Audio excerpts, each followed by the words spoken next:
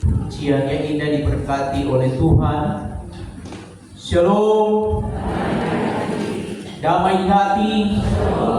Apa kabar? Luar biasa berkat Tuhan. Mari kita menyapa samping kiri dan kanan. Tuhan mengasihi.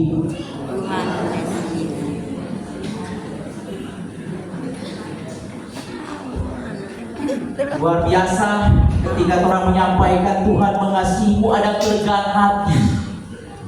Tidak terjadi di Karame, tapi di tempat lain ketika dibilang Tuhan mengasihi, aduh dia musuh disego, langsung hilang tuh damai sejahtera. Mari ini bapak-bapak baik semua, jadinya tidak ada yang pendeta lihat tadi bapak mukanya ada, semua ada bapak-bapak baik. Amin. Amin. Kadang yang paling menyakitkan Bapak Ibu Saudara, hidup bukan dibenci oleh musuh kita, melainkan diabaikan oleh orang-orang terdekat kita. Dan itu tanpa sadari, terkadang di dalam kehidupan keluarga, baik suami istri, kepada orang lain kita begitu ramah, kita begitu hormat, kita begitu mengasihi, tapi tidak dipungkiri terkadang baik suami kepada istri, istri kepada suami, orang tua kepada anak-anak, anak-anak kepada orang tua, terkadang kita mengabaikan pelayanan kasih itu.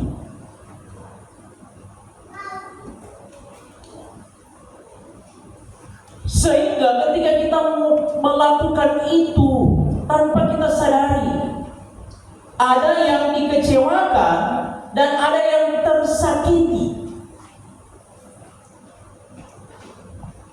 Namun secara manusia pun kita membela diri dan berkata, saya peduli, saya care, saya menaruh perhatian. Tetapi jika hanya sebatas ucapan, maka orang yang mendengar itu tanpa merasakan curahan kasih yang sebenarnya, maka di dalam hidupnya pun dia tidak akan merasakan ungkapan cinta kasih sayang itu. Cinta kasih sayang tidak dapat diukur berapa banyak perbuatan baik yang kita lakukan kepada seseorang,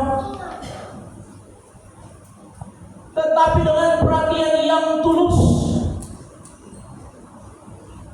dengan curahan kasih sayang, seperti suami yang mencintai mengasihi istri, seperti istri yang mencintai mengasihi suami, begitu juga orang tua yang mencintai mengasihi anak-anak, dan anak-anak yang mencintai mengasihi orang tua, menjadi fondasi iman yang menjadi dasar dalam hidup, bahwa ternyata kebahagiaan dalam hidup rumah tangga tidak ditentukan oleh harta kekayaan.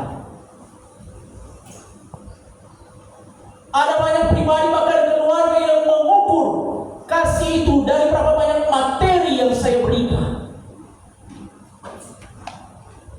Seolah-olah dengan memberikan begitu banyak materi, itu berarti saya telah menyatakan luapan cinta kasih saya.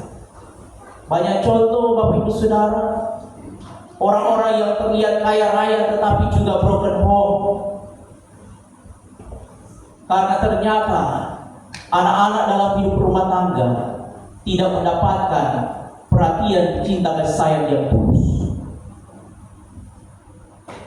Mengapa secara mendalam kitab 1 Yohanes ini mengangkat tentang kasih kepada saudara? Karena hal ini kembali lagi ingin menggugah hati, pikiran saya, hati pikiran Bapak Ibu Saudara, untuk melihat pada dasar kasih yang nyata lewat peristiwa salib Kristus. Seorang tokoh yang bernama Mother Teresa yang melayani di Calcutta, India.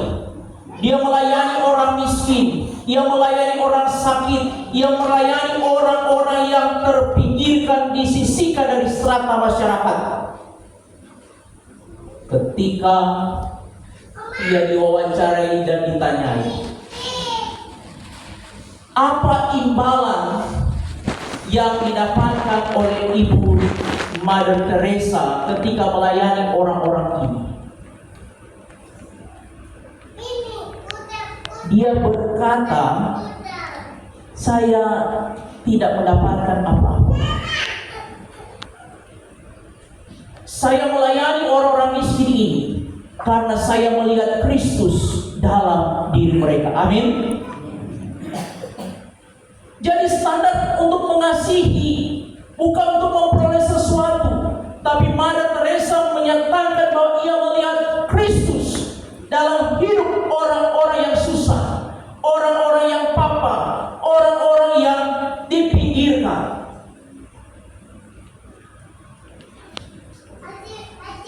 Sehingga buat kepelayanannya ia mendapatkan Nobel Perdamaian, menjadi tanda bahwa dedikasi yang dia berikan, curahan cinta kasih sayang yang dia lakukan adalah tanpa pamrih, tanpa batas, bukan untuk memperoleh imbalan di tengah kehidupan dunia.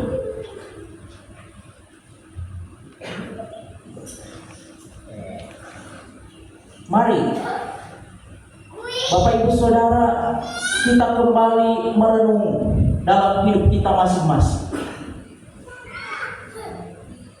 Apakah saya telah menjadi pribadi suami ayah yang telah menyatakan curahan cinta kasih sayang untuk istri dan anak-anak saya? Apakah saya telah menjadi pribadi istri untuk suami, mama untuk anak-anak yang telah memberikan curahan cinta kasih sayang yang penuh atau tidak?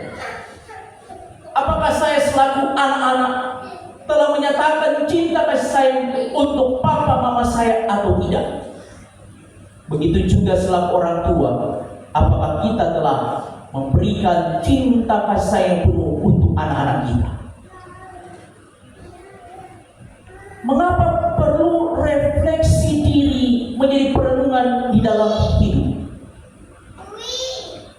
Karena kesibukan tugas tanggung jawab yang kita kerjakan lakukan dengan alasan ingin membahagiakan keluarga, terkadang ada begitu banyak waktu yang terbuang yang tanpa kita sadari, sehingga kita pun belum secara baik, secara sempurna untuk menyatakan curahan cinta kasih sayang kita kepada suami, istri, anak-anak, bahkan sesama kita.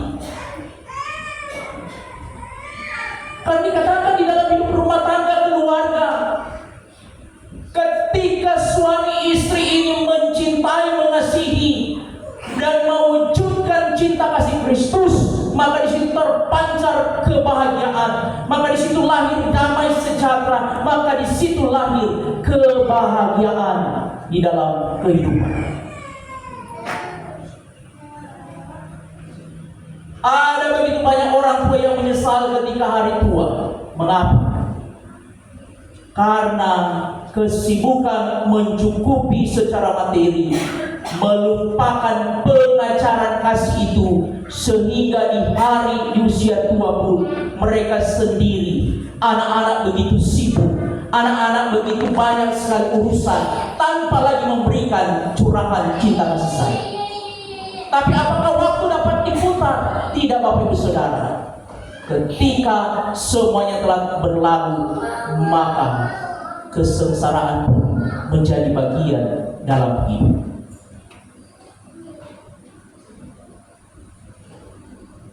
Tetapi ketika orang telah berupaya menyatakan curahan cinta kasih sayang, kemudian suami, istri atau anak-anak mengecewakan kita, apakah sikap iman Bapak Ibu Saudara?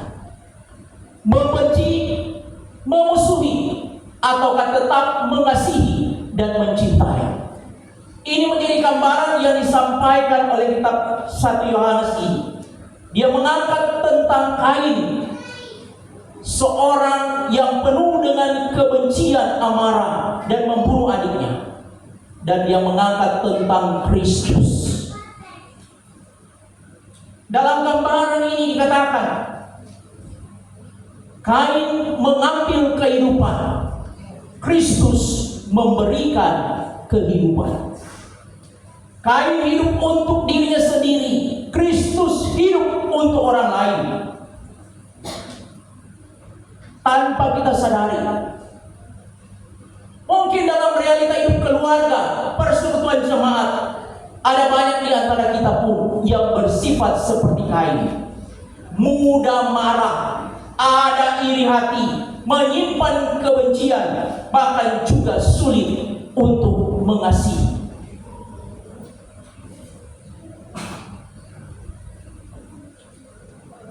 Kata firman ayat 15, setiap orang yang membenci saudaranya adalah seorang pembunuh manusia. Dan kamu tahu bahwa tidak seorang pembunuh yang tetap memiliki hidup yang kekal di dalam dirinya. Firman Tuhan secara tegas dan kasar menegur Bapak Ibu Saudara, di mana ternyata akar dari kebencian ini yang menimbulkan amarah sehingga terjadi perselisihan, dan itu dilakukan oleh Kain. Dalam kitab Kejadian menyatakan peristiwa Kain dan adiknya Habel memberikan persembahan.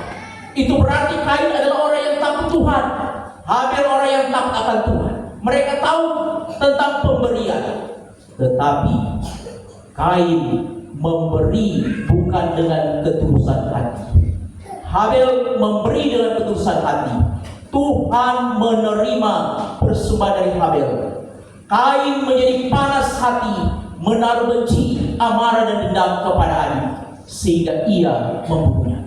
Ini realita menjadi gambaran dalam hidup, di mana terkadang tanpa kita sadari, ketika ada orang yang memberi untuk pelayanan, melakukan pelayanan kasih, tidak semua orang mendukung, bahkan tidak semua orang yang menyukai. Ada juga akar-akar atau benih kebencian. Oh, dia memberi itu supaya dikasih tunjuk ke orang lain. Oh, dia memberi itu karena ada maksud dan sebagainya. Sehingga akar-akar kebencian ini mulai menggali hati dan pikiran, sehingga di dalam hidupnya pun tidak ada ketenangan dan damai sejahtera. Berbeda dengan Kristus, Bapak Ibu Saudara, ketika dia tergantung di atas kayu salib, kalimat ucapan yang disampaikan, ya Bapa, ampunilah mereka, sebab mereka tidak tahu apa yang mereka perbuat.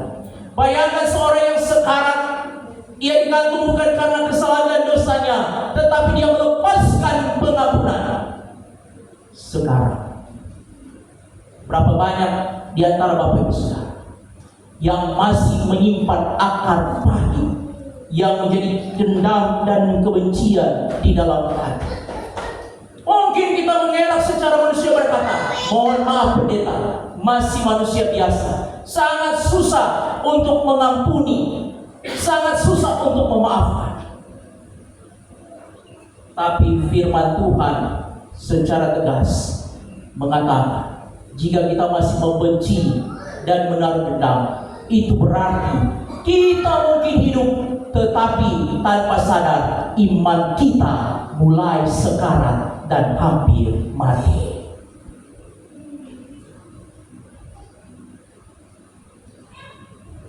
Justru sebagai orang yang menyatakan kasih Kristus, lilin yang di depan ini mungkin terlihat indah, tetapi jika dia tidak menyala menampakkan terang, maka itu berarti dia tidak membawa arti. Hidup orang percaya terlihat menyatakan kebaikan, tetapi jika di dalam hatinya tertutup kegelapan dosa lewat amarah dan kebencian, itu berarti dia tidak memberi terang.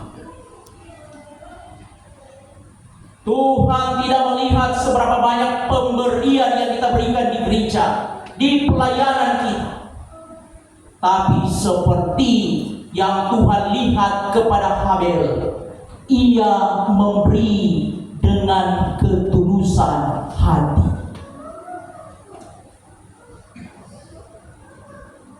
Ketika Tuhan perkenankan Saudara menjumpai orang-orang yang membutuhkan, kemudian Bapak Ibu Saudara memberikan uluran tangan. Tuhan tidak melihat betapa besar yang kau berikan atau kecil yang kau berikan, tetapi pemberian dengan ketulusan hati bagi kita kecil, tapi bagi orang yang membutuhkan itu dapat menafkahi hidupnya, itu dapat dipakai untuk pengobatan keluarganya, anaknya, suami atau istrinya dalam keadaan sakit. Bahkan segala pemberian-pemberian yang kita berikan bukan untuk mencari nama dan pujian, tapi berdasarkan ketulusan, itu yang diperhitungkan oleh Tuhan.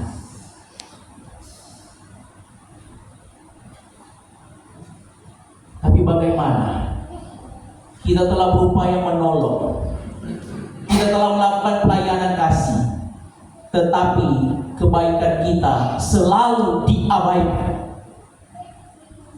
Kebaikan kita selalu tidak dianggap. Hal itu yang teralami dalam kehidupan Melina Salazar. Sebuah kisah nyata Bapak Ibu Saudara. Dia seorang yang susah, bekerja sebagai pelayan restoran. Ada seorang pengunjung restoran yang bernama Walter Schwartz, seorang veteran perang. Orangnya temperamental, pemarah. Ketika dia ada di restoran itu, semua pelayan menjauhinya karena kata-katanya yang kasar. Bahkan dia tidak pernah ramah kepada pelayan. Tapi Melina Salazar ketika melihat orang tua itu, dia bersedia untuk melayani sekalipun kata-kata dari orang tua itu begitu kasar. Tidak pernah memuji, tidak memberikan tip dan sebagainya, tetapi Melina melayani dengan penuh kasih. Selama 2 tahun Bapak Walter sering makan di restoran itu, dan hanya Melina satu-satunya pelayan yang melayani dia. 2 tahun berselang, hari Minggu berikutnya Bapak Walter tidak pernah lagi datang. Kemudian sebulan sesudah Pak Walter tidak datang, Melina mendapatkan telepon. Ternyata itu pengacara dari Bapak Walter, dan berkata bahwa 2 minggu yang lalu Bapak Walter telah meninggal, dan dia memberikan wasiat. Dia memberikan wasiat seluruh harta kekayaannya dia berikan kepada Melina Salazar. Bayangkan Bapak Ibu Saudara, orang yang temperamental, pemarah, tidak mau dilayani oleh pelayan yang lain, tetapi Melina Salazar melakukan pelayanan kasih. Dia tidak pernah memikirkan, dia tidak pernah memperhitungkan. Tetapi ternyata Bapak Walter ketika dia mati, dia memberikan wasiat kepada Melina. Dia meninggalkan rumah, mobil, bahkan uang sebanyak 2 miliar sebagai warisan. Melina yang menerima itu tidak habis pikir, dan dia berkata kepada pengacara itu, "Mengapa Tuan Walter memilih saya? Ada banyak saudara-saudaranya, ada banyak keluarganya." Pengacara itu berkata, selama 2 tahun ini, dia berkata, hanya ibu yang melayani dia, dan dia merasakan cinta kasih yang tulus. Cinta kasih yang tulus ibarat tetesan air di atas batu yang besar. Setiap hari menetes, batu yang besar itu pun suatu waktu dapat berubah bentuknya. Hati yang keras sebesar batu dapat juga berubah jika setiap hari ada tetesan cinta kasih sayang yang kita nyatakan. Setiap hari istri mencurahkan cinta kasih sayang bagi hati suami yang keras. Setiap hari suami menyatakan tetesan cinta kasih sayang untuk hati istri yang keras. Begitu juga kepada anak-anak dan orang tua. Suatu waktu hati yang keras itu akan berubah menjadi luapan kebahagiaan. Dan inilah yang sementara kita lakukan selaku persekutuan jemaat Gemi Maranatha Karame, di mana dalam persekutuan ini kita dibangun dalam dasar kasih Kristus.